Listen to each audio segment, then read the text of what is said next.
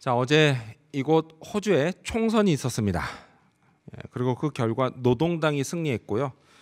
당수인 앤소니 알바니지는 총리가 됐습니다. 자, 이렇게요. 앞으로 몇 년간 이 나라를 이끌 새로운 지도자가 선출됐습니다. 제 바람이 있다면요. 그 새로운 지도자가 우리 이민자들을 좀 더 배려해주면 좋겠다라는 생각이 있습니다. 자, 오늘날 민주주의 국가에서는요, 이렇게 국민들이 투표를 해서 지도자를 세우는 것이 일반적입니다. 자, 하지만요, 먼 옛날 이스라엘에서는 선지자나 제사장이 어떤 특정인에게 기름을 부어 그를 왕으로 세웠습니다. 자, 오늘 본문인 사무엘상 10장도 그렇게 시작됩니다. 1절 말씀을 보면요, 이에 사무엘이 기름병을 가져다가 사울의 머리에 붓고 입맞추며 이르되 여호와께서 내게 기름을 부으사 그의 기업의 지도자로 삼지 아니하셨느냐. 아멘. 이렇게 시작이 됩니다. 자, 선지자 사무엘이요, 사울에게 기름을 붓고 여호와께서 그를 왕으로 세우셨다라는 말을 합니다. 자, 이렇게요, 사울은 이스라엘의 초대 왕이 되는 첫 발을 내딛습니다. 자, 그런데 여러분, 이스라엘의 왕은요, 그냥 단순히 한 나라의 왕이 아닙니다. 자, 사무엘이 말한 것처럼 이스라엘은요, 여호와의 기업이에요. 자, 이 나라 백성들은 그래서 모두 하나님의 백성들입니다. 따라서 이스라엘 왕은 하나님을 대표해서 백성들을 이끌어 나갈 매우 중요한 사람입니다. 자, 더욱이요, 이번에 세워지는 왕은 첫 번째 왕입니다. 그러니 그는 매우 중요한 역할을 할 사람이었습니다. 자, 그래서 그냥 아무나 왕이 됐겠습니까? 그렇지 않죠. 왕은요, 백성들이 하나님의 뜻을 잘 따르도록 인도해야 했습니다. 그리고 이를 통해 축복을 누리며 살아가게 해야 했습니다. 자, 그것이요, 왕이 세워진 목적입니다. 자, 그리고 이러한 목적으로 하나님은 사울을 지명하여 부르셨습니다. 자, 그런데 여러분 이걸 아십니까? 하나님은요, 사울뿐만이 아니라 오늘 저와 여러분에게도 지명하여 부르셨다라는 사실을 말합니다. 성경 이사야 43장 1절을 보면요, 야곱아, 너를 창조하신 여호와께서 지금 말씀하시느니라. 이스라엘아, 너를 지으신 이가 말씀하시느니라. 너는 두려워하지 말라. 내가 너를 구속하였고 내가 너를 지명하여 불렀나니 너는 내 것이라. 아멘. 하나님이 뭐라고 하세요? 하나님은 우리를 지명하고 부르시고 그리고 우리가 예수 그리스도를 믿음으로 하나님의 백성이 되게 하셨다라는 이야기를 하십니다. 무슨 얘기요? 영적 이스라엘이 되게 하셨다라는 것입니다. 자, 그럼요, 그렇게 하신 이유가 뭘까요? 이건 역시요, 하나님의 목적 때문입니다. 하나님은요, 우리 각 사람과 또 우리의 가정과 교회와 세상을 향한 목적이 있으십니다. 그건 뭐예요? 먼저 우리 각 사람이요, 하나님의 뜻을 잘 따르며 축복을 받는 것입니다. 그리고 이런 축복된 우리를 통해서 이제는 우리의 가정과 교회와 세상이 축복을 받는 하나님의 나라가 되는 것입니다. 이 목적을 위해 하나님이 저와 여러분을 지명하여 부르셨습니다. 자, 그렇다면요, 그런 우리에게 하나님이 기대하시는 삶은 과연 무엇일까요? 자, 이걸 알기 위해서요, 먼저 사울에게 일어난 일을 살펴보고자 합니다. 하나님이 지명하여 부르신 사울, 그 사울에게 무슨 일이 일어났을까요? 그리고 이를 통해 오늘 우리가 얻을 수 있는 교훈은 과연 무엇일까요? 자, 먼저 첫 번째로 사울에게 여호와의 영이 임했습니다. 먼저 첫 번째로 사울에게 여호와의 영이 임했습니다. 자, 사무엘은요, 사울에게 세 가지 징조가 있을 거다라는 말을 합니다. 첫 번째는 뭐냐? 어떤 두 사람을 만날 것이고, 그리고 그 다음에 둘째는 세 사람을 만날 것이다 라는 이야기를 합니다. 자, 그리고 마지막 세 번째는 이게 특히 중요해요. 그래서 성경은요, 이걸 좀 더 구체적으로 기록합니다. 자, 그게 뭘까요? 우리 10절 말씀 같이 읽겠습니다. 여러분 성경 보시면서 혹은 큐티 책을 보시면서 사무엘상 10장 10절을 읽겠습니다. 읽습니다. 시작.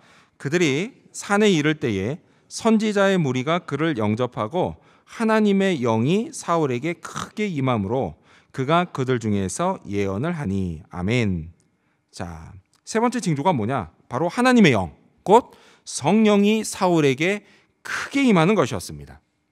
자, 크게 임한다.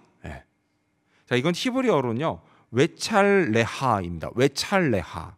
근데 이게 원래 무슨 뜻이냐면 돌진한다, 이런 뜻이에요. 돌진한다. 즉 뭐냐? 성령이 사울에게 임하시긴 임하셨는데 이게 어떻게 임하셨냐면 마치 여러분 기억하시는 사도행전, 그 사도행전에 나오는 오순절 성령 강림처럼 아주 급하고 강하게 임하셨다라는 겁니다. 자, 이렇게요. 하나님의 영이 크게 임한 사울에 대해서 성경이 이렇게 말씀합니다. 우리 6절 말씀도 읽어볼까요? 사무엘상 10장 6절입니다. 읽습니다. 시작.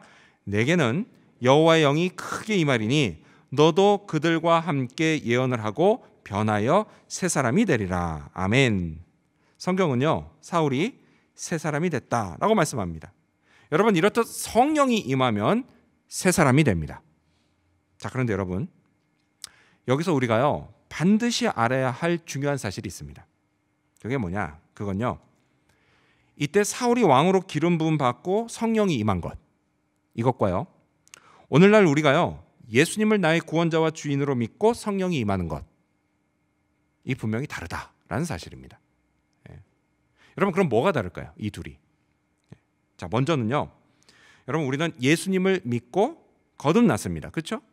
성경은 이걸 뭐라고 부르냐? 중생이라고 불러요. 영어로 born again, 영적으로 다시 태어난다라고 말합니다. 자, 이렇게 예수님을 믿고 거듭난 것에 대해서 성경 고린도후서는 이렇게 말씀합니다. 우리 스크린 보시면서 같이 읽어볼까요? 고린도후서 5장 17절입니다. 시작. 그런즉 누구든지 그리스도 안에 있으면 새로운 피조물이라. 이전 것은 지나갔으니 보라 새 것이 되었도다. 아멘. 그 사람은 어떤 사람이요? 새 것, 곧 새 사람이 됩니다. 자, 그런데요, 여기서도 앞서 사울의 경우와 같이 새 것, 새 사람이 나와요. 그렇죠? 예. 하지만 이때 새 사람은 새로운 피조물을 말합니다. 영어로 a new creation이에요. 예. 여러분, 이건요 사람이 근본적으로 변하는 걸 말합니다. 자, 그래서 이걸 일상적인 말로 표현하면 이런 거예요. 그 사람 완전히 새로운 사람이 됐어. 예. 이 정도쯤 되는 거예요. 자, 이렇게 믿음으로 새롭게 태어난 사람, 거듭난 사람, 중생한 사람에게 성령이 임합니다. 그리고요, 그 성령은 영원토록 변함없이 결코 그 사람을 떠나지 않습니다. 예. 하지만 사울의 경우는 이것과 달라요. 예. 자, 사무엘상 10장 6절도요 사울이 뭐라고 나오죠? 변하여 새 사람이 됐다, 이렇게 말씀합니다. 그렇죠? 예. 자, 하지만 이건요 근본적인 변화를 의미하지는 않습니다. 단지 어떤 정도냐? 마음의 변화, 이 정도를 말하는 거예요. 사울이 이런 거죠. 이제 사울이 내가 이스라엘의 왕이 될 사람이구나. 그럼 정신 차리고 똑바로 살아야지. 한번 잘해봐야지. 이렇게 의지를 다지는 정도, 그 정도다라고 말을 할 수가 있습니다. 자, 그리고 계속해서 우리 한번 9절 말씀 읽어볼까요? 여러분 성경 보시면서 사무엘상 10장 9절입니다. 시작. 그가 사무엘에게서 떠나려고 몸을 돌이킬 때에 하나님이 새 마음을 주셨고 그날 그 징조도 다 응하니라. 아멘. 자, 여기도 보면 새 마음이 나오죠. 예. 자, 근데 이 새 마음을요 영어 성경은 another heart, 다른 마음, 이렇게 번역을 합니다. 즉 뭐냐? 의지를 다지는 거예요. 그 마음, 의지를 다지는 마음이다, 이런 얘기예요. 그래서 일상적인 말로 표현하면 이거예요. 그 사람 다른 사람이 됐어, 이렇게 말하는, 이 정도쯤인 겁니다. 자, 그렇기 때문에 영어 성경도요 이 세 사람을 뭐라고 하냐? another man, 다른 사람, 이렇게 번역을 합니다. 자, 이렇게 임한 성령은요 때로 그 사람을 다시 떠나기도 합니다. 아까는 뭐라 그랬죠? 예수 믿고 중생한 사람에게 임한 성령은 결코 영원히 떠나지 않는다라고 말씀드렸죠. 하지만 이렇게 임한 성령의 경우는 그 사람을 다시 떠나기도 하신다라는 거예요. 자, 그래서 성경을 보면요 훗날 사울이 타락합니다. 타락하고 더 이상 하나님께 순종하지 않습니다. 그리고 성령은 이런 사울을 떠나버립니다. 자, 그렇다면 여러분 자신은 둘 중에 어디에 속한다고 생각하십니까? 여러분은 거듭난 사람입니까? 아니면 단지 마음만 다잡은 사람입니까? 나는 교회 다니니까 당연히 첫 번째 속한다, 이렇게 생각하십니까? 하지만 여러분, 교회에 출석한다고 해서요 모두 다 거듭난 사람은 아닙니다. 단지 마음만 다잡고 다닌 사람도 있어요. 이제 좀 똑바로 살아야지, 죄짓지 말고 살아야지, 이런 마음가짐으로 말이죠. 자, 그런데요 여러분, 그래도요 저는요 이런 생각을 하는 것만으로도 칭찬받을 만하다, 이렇게 생각을 합니다. 다른 이유가 아니에요. 여러분, 교회 밖에 한번 나가보세요. 어때요? 세상에 죄 짓고 살 일이 얼마나 많은지 모릅니다. 그리고 죄의 달콤한 유혹이 얼마나 큰지 몰라요. 근데 이런 환경 속에서도 똑바로 살아야 되겠다, 이런 생각을 했으니까 그게 얼마나 대단한 일이 되겠습니까? 거기다 교회까지 왔잖아요. 여러분, 지극히 정상적인 교회요. 지극히 정상적인 교회는 두 종류의 사람들이 모여 있습니다. 하나는 뭐냐? 일찍 거듭난 사람입니다. 그 다른 하나가 뭐냐? 좀 늦게 거듭날 사람입니다. 그리고 건강한 교회는요, 거듭난 사람이요, 거듭날 사람을 거듭나도록 도와주는 교회입니다. 우리가요, 모임 중에 성령을 구하고 또 성령으로 말하고 행동할 때 성령은 거듭남의 역사를 일으키십니다. 저는요, 우리 교회가 그런 교회로 성장하기를 소망합니다. 하나님이 우리를 교회로 모아주신 이유, 여러분, 그 이유는요, 우리 모두가 거듭난 사람이 되게 하시려는 것입니다.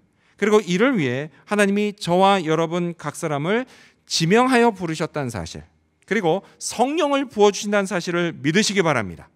따라서요, 아직 거듭남의 확신이 없는 분은 하나님 앞에 나와서 이렇게 기도하시기 바랍니다. 하나님, 저도 예수 그리스도를 저의 구원자와 주인으로 믿고 거듭나고 싶습니다. 저도 새로운 피조물, 새로운 존재가 되어서 하나님의 축복을 받는 백성이 되게 해 주시옵소서. 이렇게 기도하시기 바랍니다. 그리고 또한 거듭남의 확신이 있으신 분들, 그분들은 모두 성령 충만을 구하시기 바랍니다. 그리고 성령이 이끄시는 대로 순종하시기 바랍니다. 이를 통해서 인생을 의미 있고 가치 있게 살면서 자신의 존재의 목적을 발견하고 그것을 이루어 가시기를 바랍니다. 성령은 영원토록 우리와 함께 하십니다. 이 사실을 믿으시기 바랍니다. 이러한 믿음으로 하나님이 기대하시는 삶을 살아가는 저와 여러분이 되시기를 축원합니다. 두 번째로, 사울에게 벌어진 일. 두 번째로 사울은 예언을 했습니다. 자, 우리 10절 말씀을 다시 읽어볼까요? 여러분 성경 보시면서. 자, 10절입니다. 시작. 그들이 산에 이를 때에 선지자의 무리가 그를 영접하고 하나님의 영이 사울에게 크게 임함으로 그가 그들 중에서 예언을 하니. 아멘. 자, 하나님의 영, 곧 성령이 임했을 때 사울에게 나타난 두드러진 변화, 그게 뭐냐? 그가 예언을 했다는 것입니다. 자, 근데 여러분, 그렇다고 해서요, 지금 이 말이 사울이 점쟁이 노릇을 했다, 여러분, 이런 뜻은 절대 아닙니다.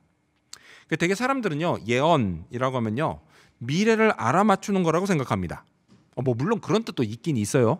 있습니다. 하지만 여러분, 성경이 말씀하는 예언은 그런 뜻이 아닙니다. 사람들이 생각하는 것처럼 앞서서 말한다, 이런 뜻이 아니라요, 하나님 앞에서 말한다, 이런 뜻입니다. 즉 뭐예요? 하나님께 받은 말씀을 하는 거예요. 사울이 그랬다라는 겁니다. 여러분, 이 예언은요, 교회가 하나님의 뜻을 따라서 건강하게 세워지는데 매우 중요한 역할을 합니다. 자, 그래서 신약 고린도전서를 보면요, 사도 바울은 교인들에게 다양한 은사들 중에서 특히 뭐요? 예언의 은사를 사모하라, 이렇게 권면하는 걸 볼 수가 있습니다. 자, 우리 스크린 보시면서 고린도전서 14장 1절 말씀 읽어볼까요? 읽습니다. 시작. 사랑을 추구하며 신령한 것들을 사모하되 특별히 예언을 하려고 하라. 아멘. 그러면서 뒤에 쭉 나오는 게 뭐냐면 이제 뭐 무슨 은사의 종류가 쫙 나오는 거예요. 근데 그 중에 특별히 뭐라고요? 예언을 하려고 하라, 이런 이야기를 해요. 그렇죠? 여러분, 이렇게요, 교인들이 예언하기를 사모하고요, 그래서 하나님께 받은 말씀을 함께 나눌 때 그 교회는 말씀의 반석 위에 세워지는 건강한 교회가 됩니다. 자, 그렇다면 여러분, 우리가 궁금한 건 이겁니다. 뭐냐? 우리는 내 입에서 나오는 말이 이게 과연 하나님께 받은 말씀인지 아닌지, 즉 뭐예요? 예언인지 아닌지, 그걸 어떻게 할 수가 있느냐라는 겁니다. 궁금하시죠? 근데 여러분, 이거요, 생각보다 간단합니다. 그 말이요, 내 입에서 나오는 말이 이게 성경적인지 아닌지를 보면 알 수가 있습니다. 여러분, 우리에게 주어진 신구약 성경 66권, 66권. 여러분, 이거요, 뭐죠? 하나님의 말씀입니다. 아멘. 아멘. 하나님 계시의 최종 완성이에요. 따라서 여러분, 이 성경에서 벗어난 하나님의 말씀이라고 하는 건 결코 있을 수가 없습니다. 즉 뭐가 기준이에요? 성경이 기준이에요. 성경이. 자, 그럼 또 궁금한 게 있죠. 그게 뭐냐? 그럼 내 입에서 이 예언의 말씀이 나오게 하려면 어떻게 해야 하느냐? 이게 궁금합니다. 그렇죠? 근데 여러분 이거 역시도요 생각보다 간단합니다. 예. 먼저 어떻게 해요? 우리가요 성경을 자주 접하면 됩니다. 여러분 인간은요 원래 그래요. 내가 읽고 생각하고 들은 거요 그거 내 입으로 말하게 되어 있습니다. 예. 따라서요 평소에 성경을 자주 읽으면 됩니다. 또 묵상하면 됩니다. 설교를 들으면 됩니다. 이렇게요 하나님의 말씀을 내 마음에 보관하면 됩니다. 근데 거기서 멈추시면 안 돼요. 그 다음에 우리가 성령으로 충만하면 됩니다. 그러면 성령께서요 우리 마음에 보관된 하나님의 말씀이 생각나게 해주십니다. 자, 이것에 관해서 우리 주님이 이렇게 말씀하셨어요. 요한복음 14장 26절을 보면 보혜사 곧 아버지께서 내 이름으로 보내실 성령 그가 너희에게 모든 것을 가르치고 내가 너희에게 말한 모든 것을 생각나게 하리라 라고 말씀하셨습니다. 여러분 이 주님의 말씀처럼요 성령이 하나님의 말씀을 가르치고 또 생각나게 하십니다. 또 내 입에서 그 말씀이 나오게 하십니다. 예언하게 하세요. 여러분 이 모든 것이 성령으로 가능한 이유 그건요 성령이 하나님의 말씀인 성경의 저자이시기 때문입니다. 따라서 여러분 성경을 가까이 하시고요 성령 충만을 구하시기 바랍니다. 그러면 여러분도 예언하실 수가 있습니다. 여러분 그것이요 먼저는 그렇게 예언하게 되면 그게 먼저는 여러분 자신의 삶을 하나님의 능력을 체험하는 삶으로 만들어 줄 겁니다. 또요 교회 소그룹에서 함께 나누면 우리 모두가 다 하나님의 임재와 은혜를 함께 경험하게 될 것입니다. 그리고 이를 통해서 우리 교회가 말씀 위에 든든히 서는 건강한 교회가 될 것입니다. 여러분 이 사실을 믿고 예언하기를 힘쓰시기 바랍니다. 이렇게 내 입에서요 하나님의 말씀이 나오기 시작할 때 주변 사람들이 이런 나의 변화를 알 수 있을까요? 알 수 있을까요? 사울의 경우에는 사람들이 알았습니다. 우리 12절 말씀 여러분 성경 보시면서 함께 읽겠습니다. 사무엘상 10장 12절입니다. 읽습니다. 시작. 그곳에 어떤 사람은 말하여 이르되 그들의 아버지가 누구냐 한지라. 그러므로 속담이 되어 이르되 사울도 선지자들 중에 있느냐 하더라. 아멘. 자 여기서 사울도 선지자들 중에 있느냐라는 말이 뭐예요? 사울이 선지자 같다 이런 말이에요. 근데 여러분 사무엘상을 보면요 이런 말이 2번 나옵니다. 사울이 선지자들 중에 있느니라 이게 2번 나와요. 근데 첫 번째와 두 번째가 조금 뉘앙스가 다릅니다. 사용된 게. 근데 여기 첫 번째로 사용될 때 여기서는 사람들이 예언하는 사울을 보고 깜짝 놀라서 했단 말입니다. 되게 긍정적인 표현이었어요. 근데 여러분 이것과 비슷한 말을 우리도 들을 때가 있죠. 혹시 여러분은요 누가 여러분 보면서 혹시 교회 다니세요? 이렇게 말하는 걸 들어본 적 있으세요? 혹시 교회 다니세요? 그러니까 내가요 굳이 내 입으로 말하지 않아요. 내 입으로 나 교회 다녀 이렇게 말하지 않았는데도 사람들이 그냥 나를 보면서 혹시 교회 다니세요? 사람들이 나를 보면서 내가 예수 믿는 사람이라는 걸 어떻게 할 수 있느냐라는 거예요.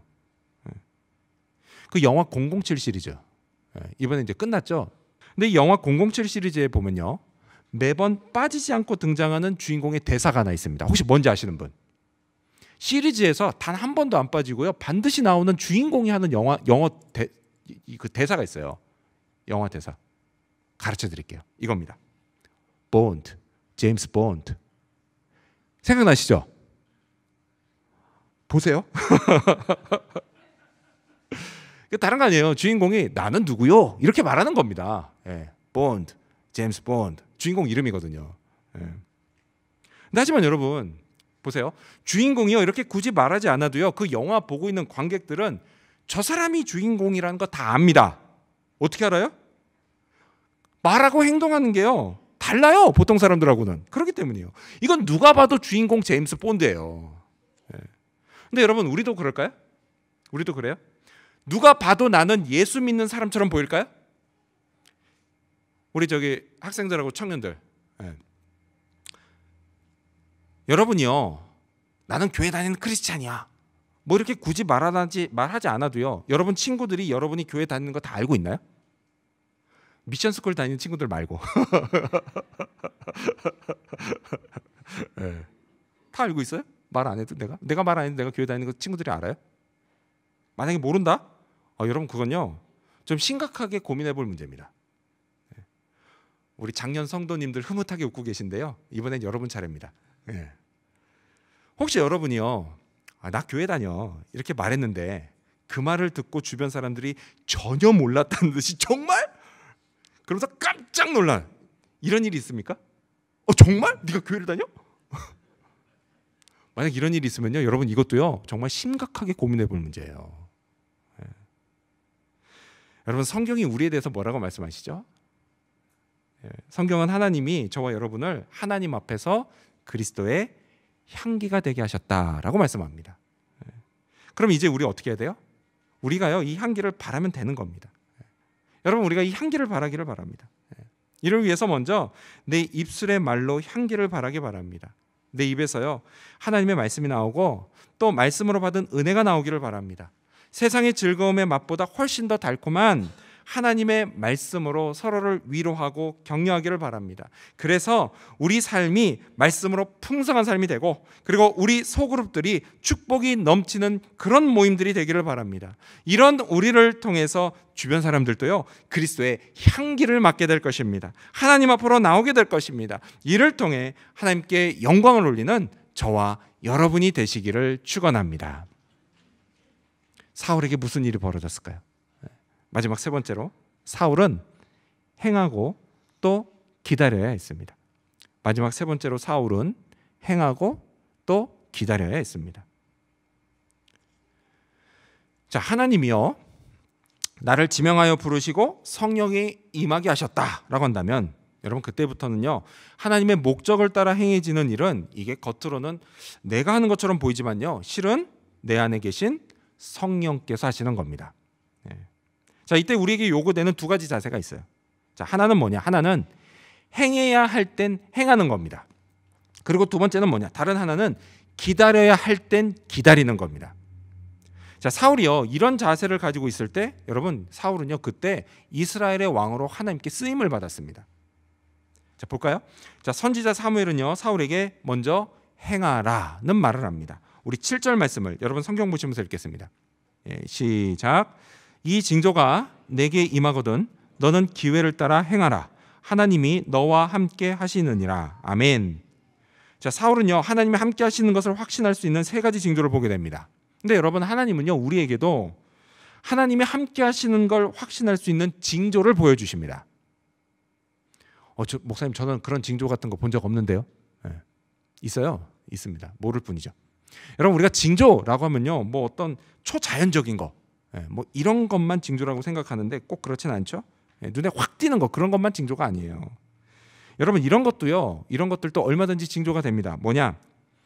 사람들의 마음을 움직여서 하나로 모아진다라고 하는 거. 또요 힘들고 어려운 상황에서도 그런 상황에서도 어떤 일이 계속 진행되는 거. 여러분 그런 건 역시요 징조가 되는 겁니다. 어떤 징조요? 하나님이 함께 하신다라는 징조예요. 여러분 이럴 때요 사람들이 함께 마음을 모아서 기도하면 무슨 일이 벌어지는지 아세요? 성령께서 하나님이 우리와 함께 하신다는 강한 확신을 주십니다. 그리고 이런 확신이 들면 어떻게 해요? 그때는 하나님이 뜻하시는 바를 행해야 합니다. 사무엘은 뭐라고 하죠? 기회를 따라 행하라고 말합니다. 그렇습니다 여러분. 하나님이요 기회를 주세요. 기회를 주십니다. 하나님의 일을 시작하게 하십니다. 그럼 여러분 기회만 주실까요? 아니에요. 그 일에 필요한 능력도 주십니다. 지혜가 필요하면 지혜를 주시고요. 사람이 필요하면 사람들도 붙여주십니다. 또 물질이 필요하면 물질도 채워주십니다. 여러분 저는요 지금까지 이런 일을 자주 목격했습니다. 그런데 여러분 하나님이 저 개인에게만 그렇게 하실까요? 그렇지 않아요. 여러분 우리 교회에도요 하나님이 그렇게 하십니다. 왜요? 교회 목회 그리고 모든 사역 여러분 이게요 겉으로는 저하고 여러분이 하는 것처럼 보이지만요 실은 성령께서 하시기 때문입니다. 여러분 우리가 이 사실을 꼭 기억해야 합니다. 그리고요 하나님의 동행하심을 확신하면서 행해야 합니다. 우리 교회가요 소그룹 모임을 다시 시작하는 것 마찬가지입니다. 성령께서요 목사인 저를 비롯한 우리 교인들에게요 소그룹을 통한 영적 가족 공동체 회복을 다시 시작하라는 확신을 주셨습니다. 그럼 우리는 행하면 됩니다. 그러면 성령께서 일하십니다. 새 일을 행하실 겁니다. 그리고 우리를 축복하실 것입니다. 여러분 이 사실을 믿으시기 바랍니다. 자 이렇게요 우리가 성령을 죄송합니다. 자, 이렇게 우리가요 성령께서 행하신다라는 사실을 믿으면, 그걸 믿으면 또한 우리는 뭘 믿어야 되느냐? 기다려야 할 땐 기다려야 한다. 이 사실도 믿어야 합니다. 계속해서 사무엘은요 사울에게 이렇게 말합니다. 우리 8절 말씀을 이어서 읽겠습니다. 시작. 너는 나보다 앞서 길갈로 내려가라. 내가 네게로 내려가서 번제와 화목제를 드리리니 내가 네게 가서 내가 행할 것을 가르칠 때까지 7일 동안 기다리라. 아멘. 자, 이렇게 사울은요 사무엘이 와가지고 행할 바를 가르쳐 줄 때까지 기다려야 했습니다. 근데 여러분, 우리도 마찬가지예요. 성령께서 오셔서 우리에게 행할 바를 가르쳐 주실 때까지는 기다려야 합니다. 기다려야 돼요. 하지만 여러분, 사람들이 어때요? 좀채 기다리지를 못합니다. 근데 실은요 저도 마찬가지예요. 솔직히 고백하지만 저도 그렇습니다. 저도 좀채 기다리지를 못해요. 여러분, 제가 가장 하지 못하는 게 기다리는 겁니다. 좀채 못 기다려요. 왜 그럴까요? 저도 그렇지만 왜 많은 사람들이 좀채 기다리지를 못할까요? 여러분, 혹시 축구 좋아하세요? 축구? 네. 축구 좋아하시는 분들 중에 그럼 파넨카 킥이 뭔지 아세요? 네, 이거예요. 이 파넨카 킥은요 페널티 킥을 찰 때 골대 왼쪽이나 오른쪽이 아니라 골키퍼 정면으로요, 그것도 그냥 가볍게 툭 차는 걸 말합니다. 네. 안 들어갈 것 같죠? 그런데 여러분, 이게요 곧잘 들어갑니다. 네. 파넨카 킥이라고 이름 지어진 유래는 1976년인가요? 그때 유로였나? 잘 기억은 안 나는데 그때 체코의 파넨카라고 하는 선수가 서독하고 승부차기 결승까지 갔는데요. 그때 이 파넨카 킥을 처음으로 공식 대회에서 찼습니다. 그리고 체코가 우승을 했어요. 그래서 이제 이름이 이렇게 붙여졌습니다. 예. 자, 그런데 여러분, 이게 이 파넨카 킥이 안 들어갈 것 같은데 들어가요. 이게 왜 들어가는지 아세요? 예. 여러분, 그건요 인간의 행동 편향, 액션 비아스, 이것 때문이라고 합니다. 자, 통계적으로 보면요, 이걸 또 통계적으로 분석하신 분들이 있더라고요. 통계적으로 보면 그 페널티킥 찰 때 공 차는 사람이 3분의 1은 왼쪽으로 차고요, 3분의 1은 오른쪽으로 차고 나머지 3분의 1은 정면으로 찬다고 합니다. 통계적으로 그렇대요. 페널티킥을 다 통계를 내보니까. 그러니까 뭐예요? 여러분, 골키퍼가 어떻게 하고 있어요? 그냥 기다리고만 있으면 3분의 1은 막습니다. 그렇죠? 하지만 골키퍼는요 그냥 기다리는 것보다는 왼쪽이든 오른쪽이든 움직여야 더 잘 막을 수 있다, 이런 생각을 한다는 거예요. 그게 행동 편향이라는 겁니다. 그래서 다들 어떻게 해요? 골키퍼들이 기다리지를 못하고 어느 한쪽으로 몸을 날린다라는 겁니다. 근데 여러분, 이런 모습이요 오늘 저와 여러분에게도 있지 않을까요? 때로는 기다려야 하는 게 맞아요. 기다려야 하는 게 맞는데 우리는 이런 행동 편향에 길들여져서 나도 모르게 지금 내가 막 뭔가를 하지 않으면 안 된다, 뭐 이런 강박관념에 사로잡혀 있지는 않은가라고 하는 겁니다. 자, 그래서요 하나님이 하셔야 할 일도 내가 하려고 해요. 그리고 그러다 보니까 내가 성령보다 앞서는 그런 잘못을 저지르고 있지 않은가라고 하는 것입니다. 여러분, 우리는요 기다려야 할 때는 기다려야 합니다. 성령께서 나와 우리를 가르쳐 주실 때까지 기다려야 합니다. 우리를 이끄실 때까지는 기다려야 합니다. 그러면 하나님이 기회를 주시는 것을 볼 수가 있습니다. 또 전능하신 능력으로 역사하시는 것도 볼 수가 있습니다. 하나님이요 우리에게 이렇게 말씀하십니다. 시편 46편 10절 말씀을 보면 이르시기를 너희는 가만히 있어 내가 하나님 됨을 알지어다. 내가 문 나라 중에서 높임을 받으리라. 내가 세계 중에서 높임을 받으리라 하시도다. 아멘. 그렇습니다. 기다려야 할 때 기다리면 하나님의 진면목을 보게 될 것입니다. 전능하신 능력을 경험하게 될 것입니다. 이를 통해서 하나님이 영광을 받으실 것입니다. 그리고요 성령께서 말씀하실 때, 그렇게 우리에게 기회가 주어졌을 때 우리는 하나님을 확신하며 행해야 합니다. 하나님의 능력을 덧입고 앞으로 나아가야 합니다. 내일의 문을 열어야 합니다. 이를 위해서 여러분, 먼저 예수님을 구주로 믿고 성령을 받으시기를 바랍니다. 또 성령으로 충만해지시기를 바랍니다. 또한 하나님의 말씀을 가까이 하고 은혜와 축복의 말씀을 나누기를 바랍니다. 이런 우리를 통해 하나님이 새 일을 행하실 것입니다. 아주 좋은 것을 우리에게 선물로 주실 것입니다. 우리 교회도 더욱 건강한 교회로 세워져 갈 것입니다. 여러분, 이 사실을 믿으시기 바랍니다. 이러한 믿음으로 우리를 지명하여 부르신 하나님의 목적을 이루며 살아가게 되는 저와 여러분, 그리고 우리 지구촌 교회 모든 성도님들이 되시기를 주님의 이름으로 축원합니다. 기도하겠습니다.